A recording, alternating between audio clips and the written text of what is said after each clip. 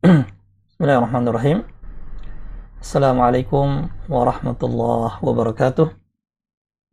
Waalaikumsalam warahmatullahi wabarakatuh. Innal hamdalillah nahmaduhu wa nasta'inuhu wa nastaghfiruh wa na'udzu billahi min shururi anfusina wa min sayyiati a'malina.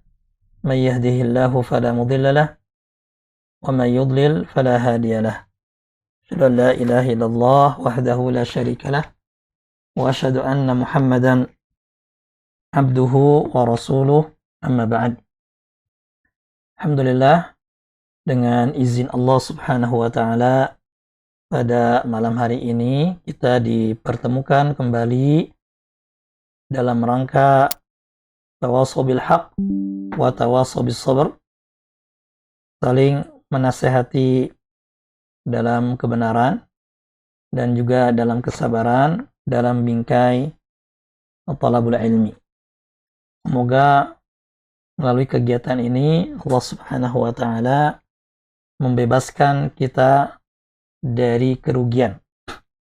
Karena sebagaimana disebutkan oleh Allah Subhanahu wa taala dalam surah Al-Asr, bahwasanya seluruh manusia itu rugi kecuali orang-orang yang memiliki 4 kriteria, yaitu mereka yang beriman, mereka yang beramal saleh, dan mereka yang saling berwasiat dengan kebenaran dan saling berwasiat dengan kesabaran. Baik, hadirin yang semoga dirahmati oleh Allah Subhanahu wa taala. Di pertemuan sebelumnya kita telah mengevaluasi pelajaran akidah dari kitab Thalatsatul Usul wa Adillatuha. Maka pada malam hari ini kita akan lanjutkan mengkaji kitab akidah lainnya yang berjudul Al-Qawaidul Arba', yaitu 4 kaidah penting tentang kesyirikan. Kajian ini atau materi ini kita angkat dari matan yang disyarah oleh Syekh Haytham As-Sarhan hafizahullahu ta'ala. Apakah para hadirin sudah memegang matannya?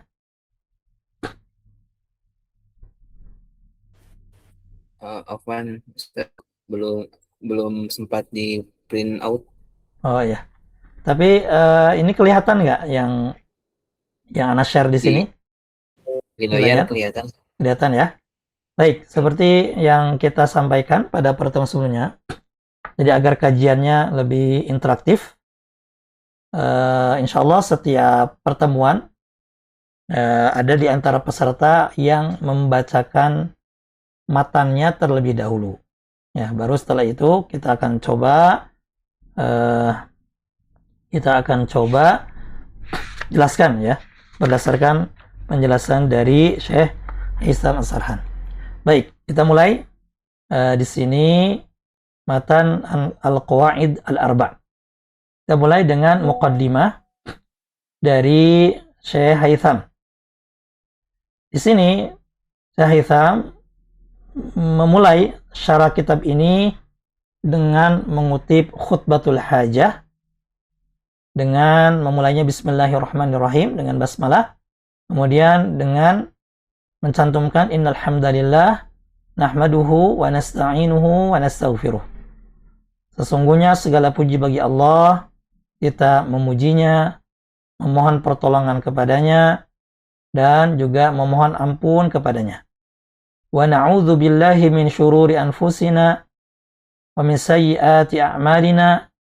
May yahdihillahu fala mudilla lahu wa may yudlil fala hadiya lahu. Kita berlindung kepada Allah dari keburukan diri-diri kita dan juga dari keburukan perbuatan kita. Barang siapa yang diberi petunjuk oleh Allah, maka tidak ada seorang pun yang dapat menyesatkannya. Wa may yudlil fala hadiya lahu. Dan barang siapa yang disesatkan olehnya, maka tidak ada yang mampu untuk memberi petunjuk kepadanya. Nah, melalui khutbatul hajah ini kita diingatkan agar dalam segala hal hendaknya kita selalu memuji Allah Subhanahu wa taala atas semua nikmat yang Allah karuniakan kepada kita, dan juga selalu memohon pertolongan kepadanya, karena kita tidak dapat melakukan berbagai macam hal, termasuk juga melakukan kebaikan, kecuali berkat pertolongan Allah Subhanahu wa taala. Kita juga hendaknya selalu beristighfar kepada Allah Subhanahu wa taala, karena kita adalah manusia yang tidak akan lepas dari dosa dan kesalahan. Kita juga di sini didorong untuk selalu berlindung kepada Allah Subhanahu wa taala dari keburukan diri-diri kita. Karena di antara sifat diri kita atau sebagian dari diri kita adalah ammaratun bisu, selalu memerintahkan kepada keburukan. Maka kita perlu minta perlindungan kepada Allah Subhanahu wa taala. Dan juga wa min sayyiati a'malina, juga dari keburukan perbuatan kita.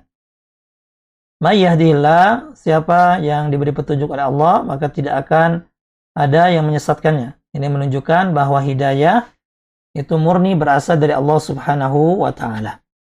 Wa may yudlil fala hadiyalah. Begitu juga siapa yang disesatkan oleh Allah, maka tidak ada yang dapat memberi petunjuk kepadanya. Oleh karena itulah kenapa kita minimal 17 kali dalam sehari memohon petunjuk kepada Allah Subhanahu wa taala agar diberi jalan yang lurus. Atau kalau kita sudah diberi jalan yang lurus, adalah kita meminta kepada Allah untuk istiqamah di jalan tersebut. Ya, ihdinas siratal mustaqim. Ya Allah, tunjukilah kami jalan yang lurus. Wa asyhadu an la ilaha illallah wahdahu la syarikalah wa asyhadu anna Muhammadan abduhu wa rasuluh. Aku bersaksi bahwa tidak ada sesembahan yang berhak disembah selain Allah semata, tidak ada sekutu baginya. Wa asyhadu anna Muhammadan abduhu wa rasuluh. Dan aku bersaksi bahwa Muhammad adalah hamba dan utusan Allah. Ini adalah dua kalimat syahadat. Dan barangkali melalui khutbatul hajah ini kita didorong untuk selalu menjaga dua kalimat syahadat ini. Jangan sampai kita membatalkan keduanya. Amma ba'd. Baik. Di sini Syekh Haitham sebelum menjelaskan kitab ini menyampaikan beberapa hal, ya, atau semacam pengantar. Di sini beliau mengatakan muqaddimatun baina yaday syarh. Muqaddimah atau pengantar sebelum penjelasan kitab. Pertama, beliau menjelaskan sedikit tentang biografi penulis kitab atau matan ini. Beliau mengatakan muallifu hadzal matan. Penulis atau pengarang matan Al-Qawaidul Arba' ini adalah Syekhul Islam wa mujaddidu da'watit tauhid. Beliau adalah Syekhul Islam dan juga pembaharu dakwah tauhid. Siapakah beliau? Beliau adalah Al-Imamu Muhammad ibn Abdul Wahhab bin Sulaiman At-Tamimi. Beliau adalah Al-Imam Muhammad bin Abdul Wahhab bin Sulaiman At-Tamimi. Kalau At-Tamimi berarti beliau dari suku atau dari Bani Tamim. Kunyatuhu, kunyah beliau adalah Abul Husain. Yaitu Abul Husain. Berarti Al-Imam Abul Husain Muhammad bin Abdul Wahhab bin Sulaiman At-Tamimi rahimahullah. Ulida fil Uyainah. Beliau dilahirkan di daerah bernama Al-Uyainah sanata alfin wa mi'atin wa khamsa ashar Hijriyah. Beliau dilahirkan pada tahun 1115 Hijriyah. Wa tuwfiya fi Dar'iyah, dan beliau wafat di Dar'iyah sanata alfin wa mi'atai wa sittin Hijriyah, dan wafat pada tahun 1206 Hijriyah. Nah, jadi Syekh Haitham hanya menyebutkan nama dan nasab beliau secara ringkas, dan juga di mana beliau dilahirkan serta tahun dilahirkannya, kemudian juga di mana beliau wafat, serta tahun berapa beliau wafat. Baik. Nah, kemudian Syekh Haitham menjelaskan kepada kita urgensi atau pentingnya mempelajari matan Al-Qawaidul Arba'. Beliau mengatakan Al-Qawaidul Arba' hiya thanil mutunil lati yatimmu dirasatuha fi silsilati mutuni talibil ilmi.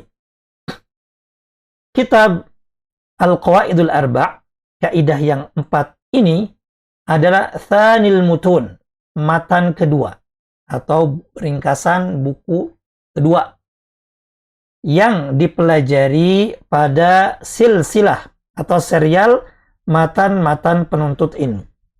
Nah, jadi Syekh Haitham itu punya programnya itu mirip seperti HSI-nya Ustadz Abdullah Roy, tapi beliau jelaskan secara langsung, jadi di majlis, gitu ya. Dan juga beliau tuangkan dalam tulisan. Nah, jadi punya penjelasan atau serial silsilah penjelasan matan-matan ilmiah, gitu ya. Di antaranya yang dibahas itu adalah matan Al-Qawaidul Arba', yang mana Al-Qawaidul Arba' ini dibahas oleh beliau pada kitab yang kedua setelah menjelaskan matan Salasatul Usul wa Adillatuha. Nah, wa kanatil inayatu bihadzal matni qa'imatan ala asbabin iddah minha, dan perhatian terhadap matan ini didasarkan pada beberapa sebab berikut ini. Nah, jadi ini beberapa alasan kenapa kita perlu mengkaji matan ini. Ya, alasan yang pertama, nasihatu ulama'ina bidirasatihi, adalah nasihat ulama kita untuk mempelajari matan ini. Gitu ya. Nah, jadi banyak ulama yang menyarankan untuk mempelajari matan ini. Apalagi matan ini ringkas. Ya, sehingga insya Allah mudah atau lebih ringan untuk dipelajari sebelum beranjak kepada kitab-kitab yang lebih besar. Kemudian yang kedua, iqtidaan bi'ulama'is salafis salih. Yaitu dalam rangka iqtida. Iqtida itu meneladani atau mengikuti para ulama salafus salih. Nah, karena para ulama itu kalau belajar, kalau menuntut ilmu, itu dimulai dari dasar-dasar. Dimulai dari matan-matan yang kecil dan juga dari materi-materi yang memang lebih dibutuhkan ya dalam kehidupan sehari-hari. Di antaranya adalah matan yang kita pelajari ini, yaitu Al-Qawaidul Arba'. Kemudian yang ketiga, fihi raddun ala syubahi musyriki zamanina. Karena di dalam matan Al-Qawaidul Arba' ini terdapat bantahan terhadap atau bantahan atas syubhat-syubhat, keraguan-keraguan orang-orang musyrik di zaman kita. Nah, jadi pelaku kesyirikan di zaman ini banyak mencari pembenaran atas kesyirikan mereka dengan beberapa syubhat. Nah, barangkali dengan mempelajari matan ini kita bisa menjawab beberapa syubhat tersebut. Gitu ya. Seperti itu. Baik, kemudian yang berikutnya, li'annahu ikhtisarun li kitabi kashfis syubuhat. Karena kitab Al-Qawaidul Arba' ini adalah ringkasan dari kitab Syekh Muhammad bin Abdul Wahhab yang lainnya yang berjudul Kashfus Syubuhat. Nah, jadi beliau ya punya kitab namanya Kashfus Syubuhat. Kashfus Syubuhat ini berisi bantahan ya yang menyingkap syubhat-syubhat orang musyrik, gitu ya, atau orang-orang yang melegalkan kesyirikan ya pada perbuatan mereka. Kemudian yang berikutnya, nabda'u bihi qabla al-bad'i bi kitabi kashfis syubuhat hatta la ya'laqa bi nafsi talibil ilmi ayyu syubhatin. Kita mulai mempelajari kitab Al-Qawaidul Arba' ini sebelum memulai kitab Kashfus Syubuhat, agar apa? Agar tidak ada dalam diri seorang penuntut ilmu syubhat apapun berkaitan dengan orang-orang musyrik. Gitu ya. Nah, jadi itulah alasan yang mendasari kenapa kita perlu mengkaji kitab ini.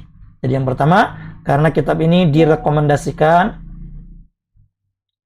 ya, yang direkomendasikan oleh para ulama untuk dipelajari. Kemudian yang kedua, dalam rangka mengikuti ulama salafus saleh.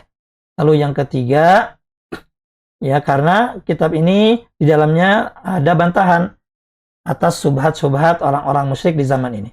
Kemudian juga karena buku ini meringkas kitab Kasyfus Syubuhat, sehingga kitab ini boleh jadi menjadi pengantar atau muqaddimah sebelum mempelajari kitab Kasyfus Syubuhat.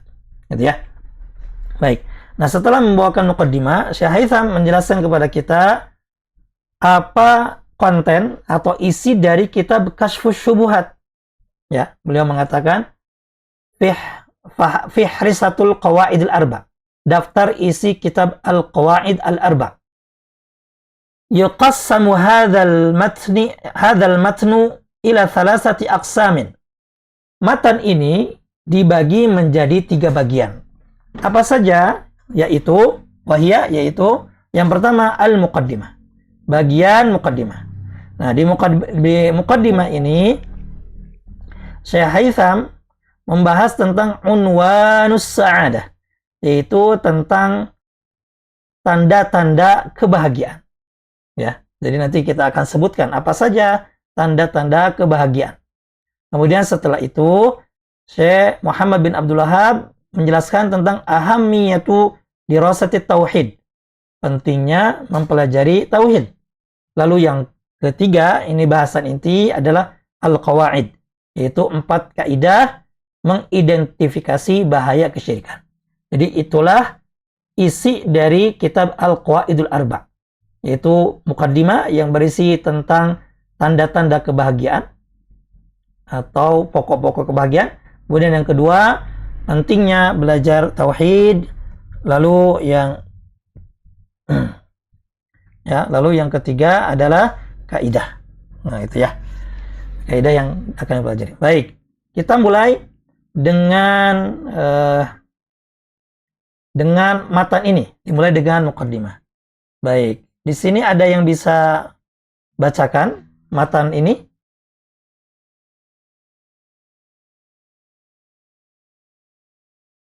Silakan. Ada yang bisa bacakan? Yang sebelah sini nih?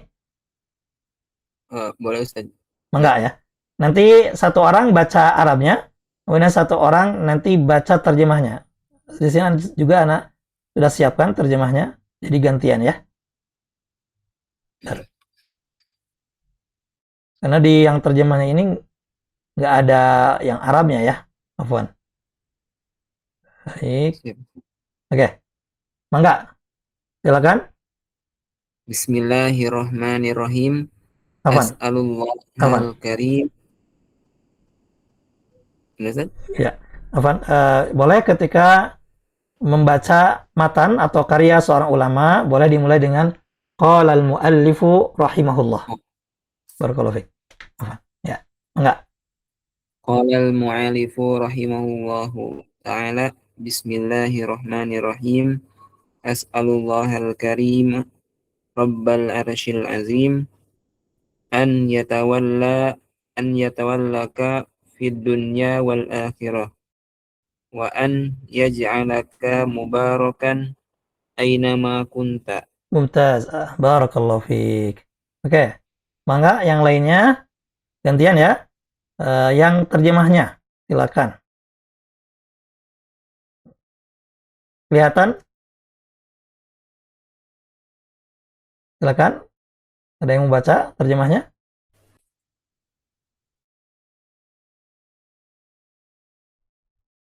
Mangga.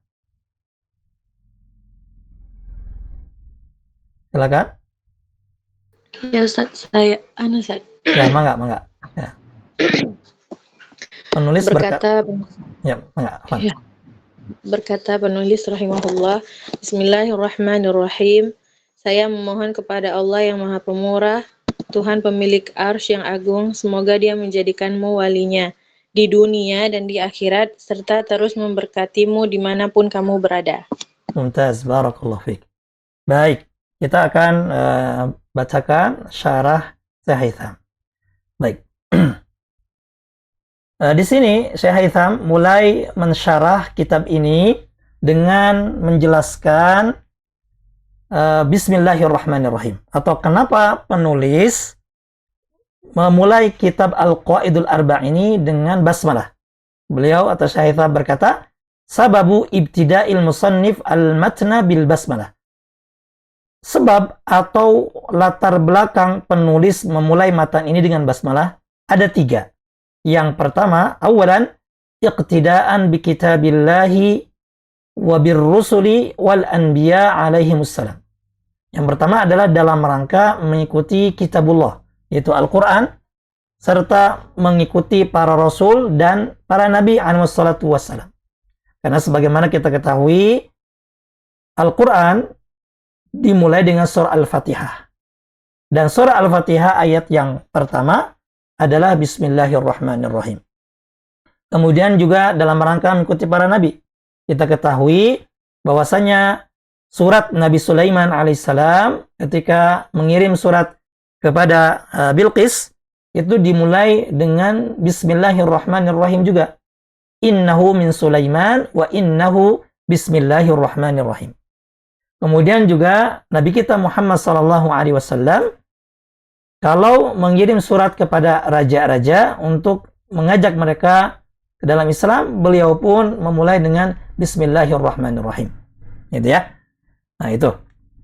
Kemudian sebab yang kedua, kenapa kitab ini dimulai dengan basmalah? Ta'assiyan biman qablahu minal ulama was-salafi alladhina kanat min 'adatihim bad'u tasanifihim wa mu'allafatihim bil basmalah. Yaitu dalam rangka meneladani atau mengikuti para ulama dan salaf sebelumnya, di mana di antara kebiasaan mereka dalam menulis buku, dalam mengarang buku adalah memulainya dengan Bismillahirrahmanirrahim.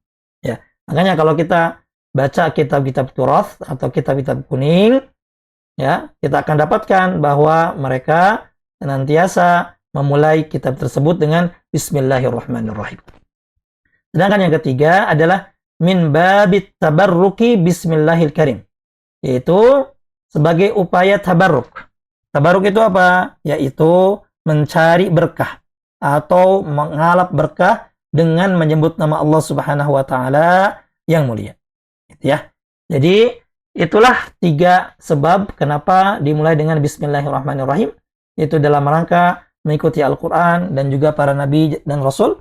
Kemudian yang kedua dalam rangka mengikuti dan meneladani para ulama sebelumnya. Kemudian yang ketiga dalam rangka tabarruk atau mengambil berkah melalui nama Allah Subhanahu wa taala. Baik. Kemudian Syekh Haitham mengatakan, ba'dal basmalah ibtada'a asy-syaikhu ghafarallahu lahu muqaddimatahu bid-du'a'i li talibil ilmi ka'adatihi. Setelah basmalah, Syekh maksudnya Syekh Muhammad bin Abdul Wahhab, semoga Allah mengampuni beliau, memulai muqaddimah kitab ini dengan doa bagi penuntut ilmu. Sebagaimana kebiasaan beliau. Ya, dalam salah satu usul saja beliau biasanya i'lam rahimakallah. I'lam arsyadakallah li ta'atihi. Nah, di sini pun beliau melakukan hal yang sama, yaitu memulai setelah basmalah mendoakan penuntut ilmu, baik yang membaca kitab ini maupun yang mendengarkannya. Maka ini menunjukkan, kata Syekh Haitham, wa hadza dalilun ala hirsihi wa hubbihi li talabatil ilmi. Nah, hal ini menunjukkan antusiasnya beliau, semangatnya beliau, dan kecintaan beliau kepada para penuntut ilmu. Gitu ya. Karena bukti cinta itu diantaranya adalah doa. Makanya di sini wasu'alillahi lahum bi an yanalahum kulla khairin. Dan juga selain menunjukkan kecintaan beliau kepada para penuntut ilmu juga menunjukkan bahwa beliau ingin memohon kepada Allah Subhanahu wa taala bagi mereka agar para penuntut ilmu itu bisa meraih berbagai macam atau setiap kebaikan. Gitu ya. Dan ini juga bisa kita contoh ya. Jadi ketika kita mengajar murid-murid kita, hendaknya kita landasi pengajaran kita, ya ta'lim kita dengan kasih sayang, dengan kecintaan kepada para penuntut ilmu, di antaranya adalah dengan mendoakan mereka. Baik. Kemudian hadirin yang semoga dirahmati oleh Allah Subhanahu wa taala, tadi disebutkan an yatawallaka fid dunya wal akhirah. Semoga Allah menjadikanmu wahai para penuntut ilmu ya sebagai wali di dunia dan akhirat. Ya. Siapa itu wali? Nah, di sini dijelaskan oleh Syekh Haytham, auliyaullahi humul ladzina jama'u bainal imani wat taqwa. Para wali Allah adalah mereka yang menggabungkan antara keimanan dan ketakwaan. Nah, maka di sini terdapat bantahan ya bahwasanya wali itu bukanlah identik dengan kejadian-kejadian luar biasa yang di luar nalar. Seperti misalkan bisa terbang, kuat dibakar api, ya bisa jalan di atas air, nah, atau khawariqul adah yang lainnya. Ya, tapi para wali-wali Allah itu adalah mereka yang menggabungkan antara keimanan dan ketakwaan. Makanya di sini Syekh Haytham mengutip perkataan Syekhul Islam Ibnu Taimiyah dengan mengatakan, "Man kana mu'minan taqiyan kana lillahi waliyan."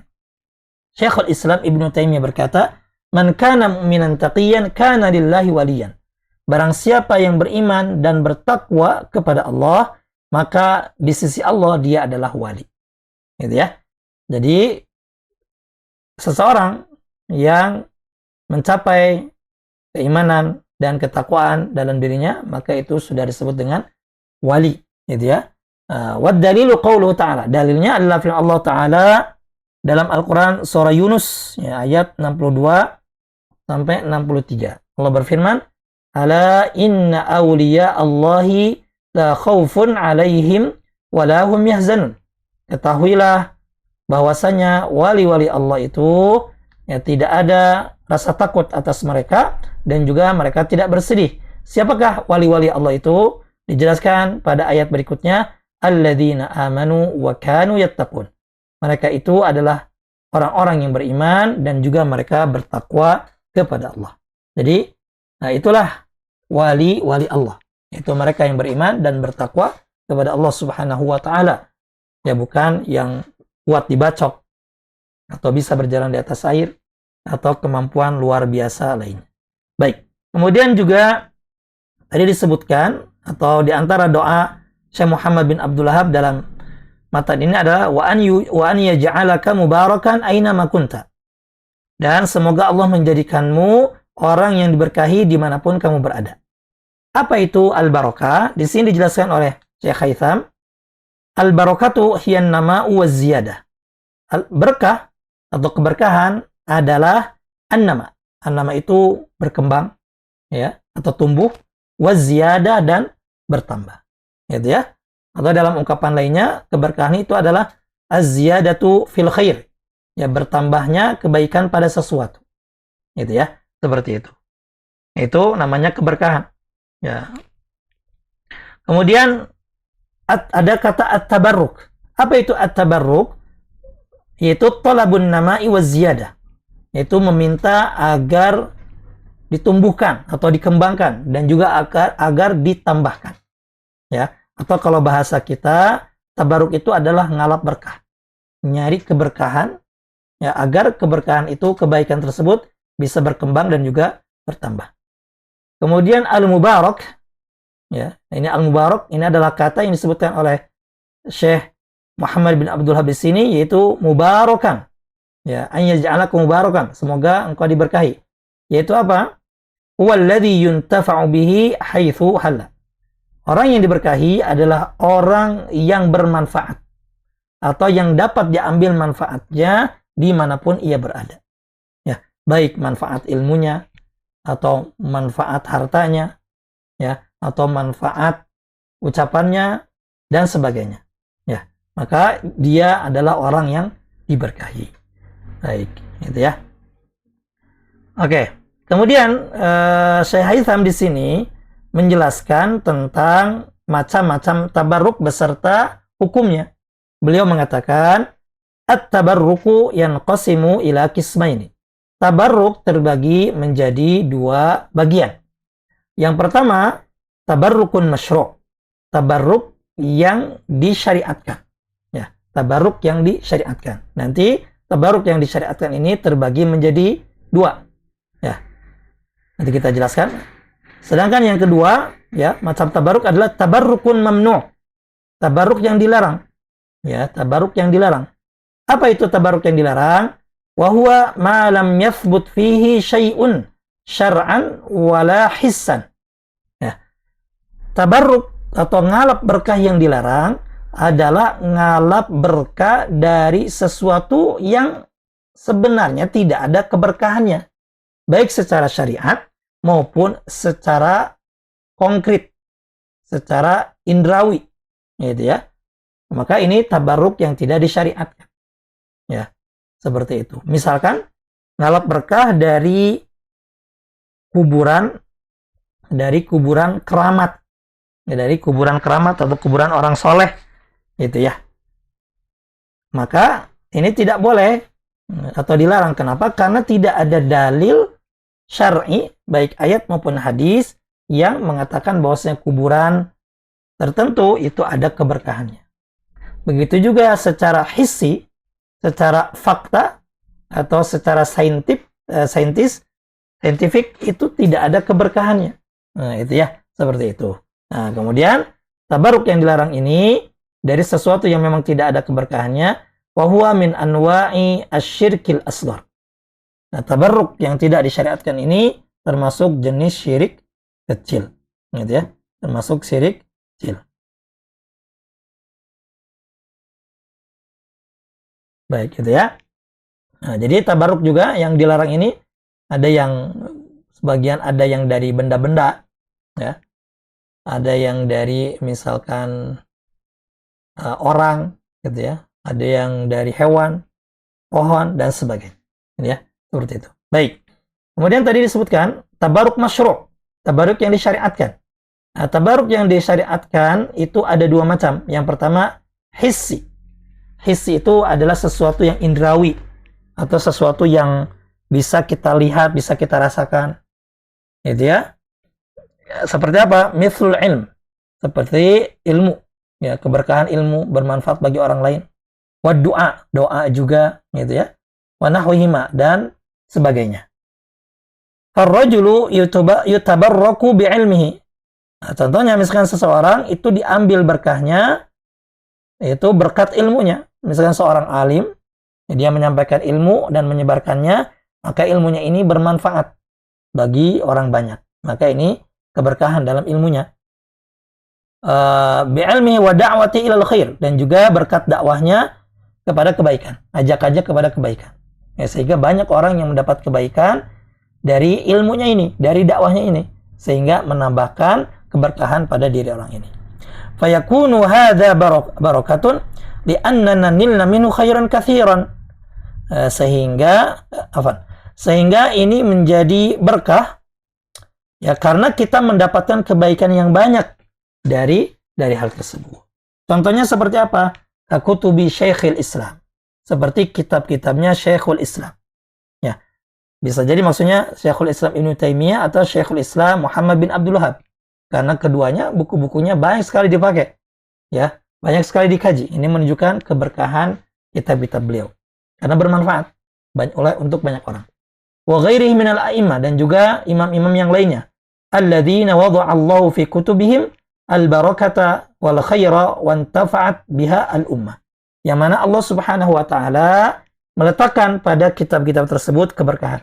Jadi menjadikan kitab-kitab tersebut karya-karya mereka keberkahan, kebaikan, dan juga bermanfaat untuk umat. Seperti misalkan Kutubus Sittah, terutama Sahih Bukhari dan Sahih Muslim. Itu kitab yang sangat diberkahi, ya karena sangat bermanfaat bagi umat. Nah, ini adalah cara tabaruk yang disyariatkan dari sisi konkret atau sesuatu yang dapat diindra. Sedangkan yang kedua syar'i, ya, ngalap berkah yang syar'i. Maksudnya apa? Yaitu yang ada dalil langsung dari syariat. Misalkan di sini mislus sholati fil masjidil haram. Seperti salat di Masjidil Haram, yang mana salat di Masjidil Haram itu sama dengan 100.000. Nah, itu ya, berdasarkan dalil jelas itu menunjukkan keberkahan masjid tersebut. Wa fil Masjidin Nabawi, atau fil Masjidin Nabawi, atau salat di Masjid Nabawi, di mana salat di masjid ini sama dengan 1000 kali lipat salat di masjid-masjid atau di tempat yang lainnya. Ya, karena ada hadisnya, ya. Salatun fi masjidi hadza, ya. Salat di masjidku ini sama dengan 1000 kali salat dibanding masjid yang lainnya. Illal Masjidil Haram, kecuali Masjidil Haram, karena Masjidil Haram itu dilipat gandakan menjadi 100.000. Baik. Oke, kita lanjut dengan matan berikutnya atau kalimat berikutnya. Silakan. Ada yang mau baca lagi?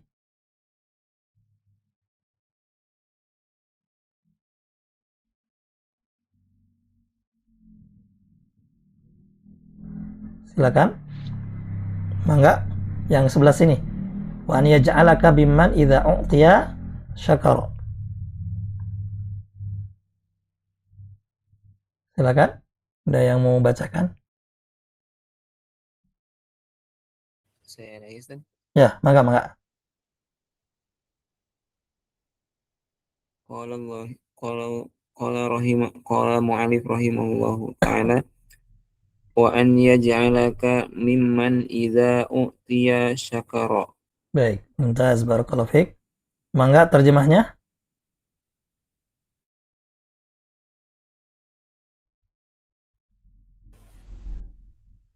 Lanjut. Ya, mangga. Dan upaya menjadikanmu sebagai orang yang ketika diberi dia bersyukur. Baik, barakallahu fiik. Nah, di sini Syekh Muhammad bin Abdul Wahab mulai menyebutkan ya unwanus sa'adah, tanda-tanda kebahagiaan. Nah, itu ya. Baik. Yang pertama beliau mengatakan wa an yaj'alaka mimman idza u'tiya syakar. Yaitu Syekh Muhammad bin Abdul Wahab mendoakan agar Allah menjadikan engkau, wahai penuntut ilmu, wahai yang membaca kitab ini, termasuk orang-orang yang apabila diberi, maka dia bersyukur. Nah, jadi tanda orang bahagia yang pertama adalah apabila ia mendapat nikmat, dia bersyukur.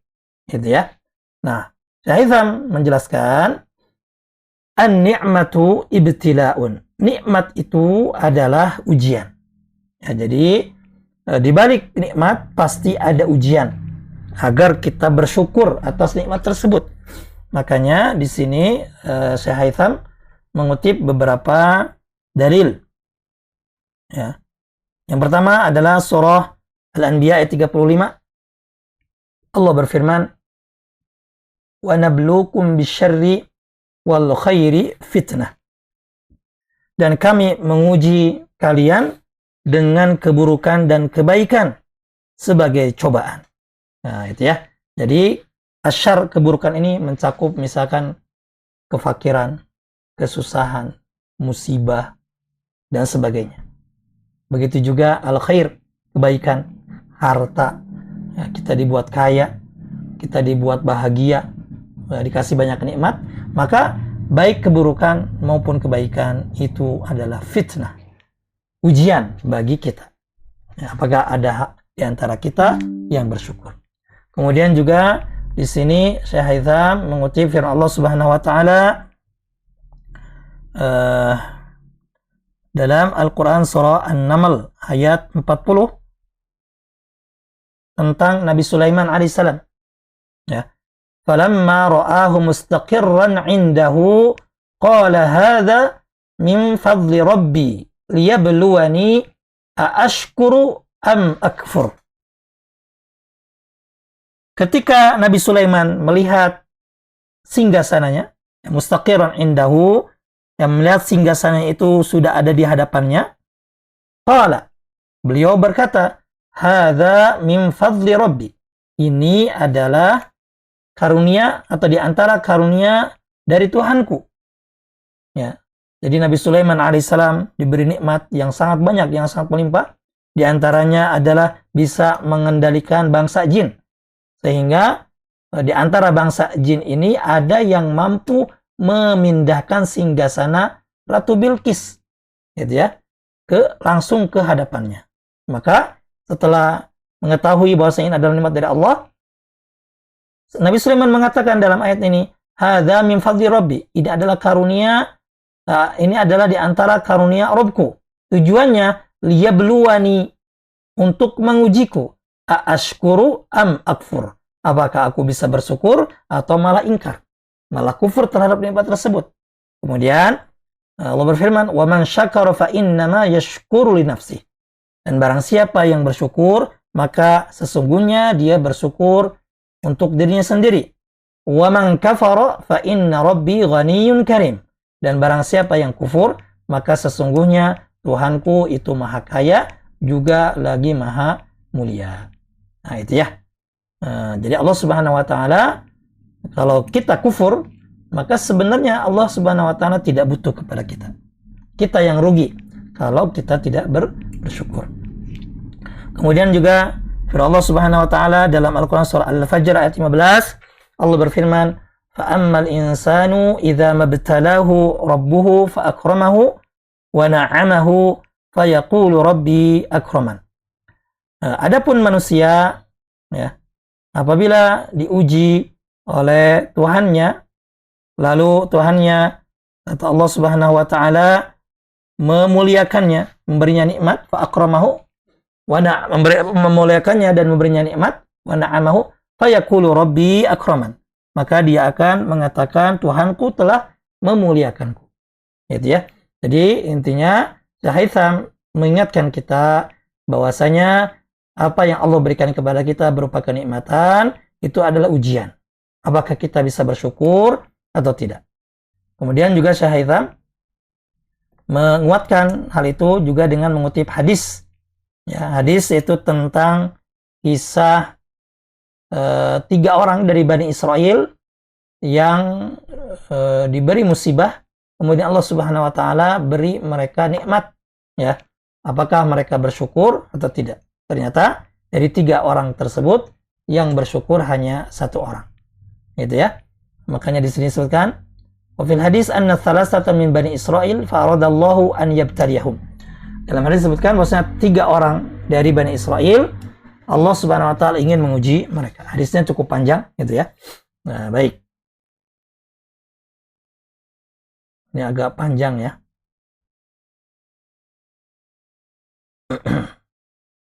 Baik.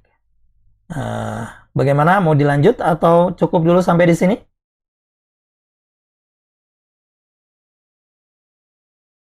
Sudah pukul 9 ya, Ustaz ya? Ya, pukul 9. Baik.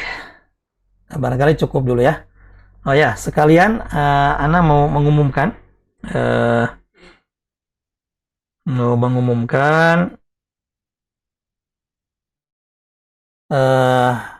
yang sudah mengirim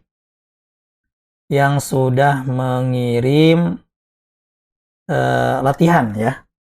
Baik.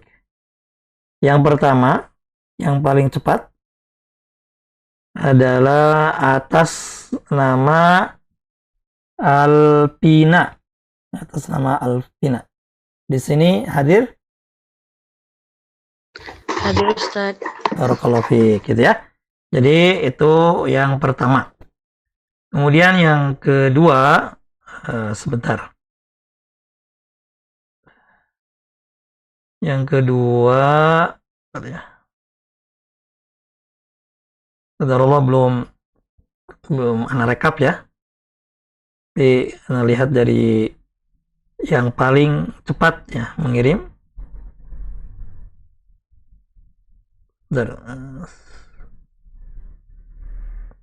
Atas nama Andi Fakhrul Nurdin. Hadir? Ada Ustaz tadi. Ada ya? Ada ya? Baik. Ya, baik.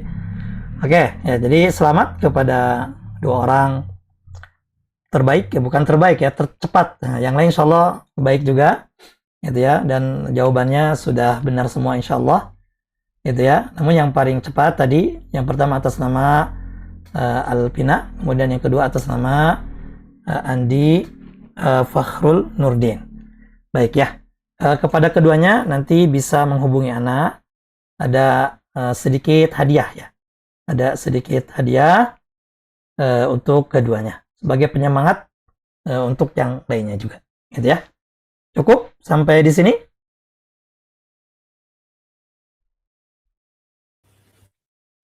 Nah, Ustaz.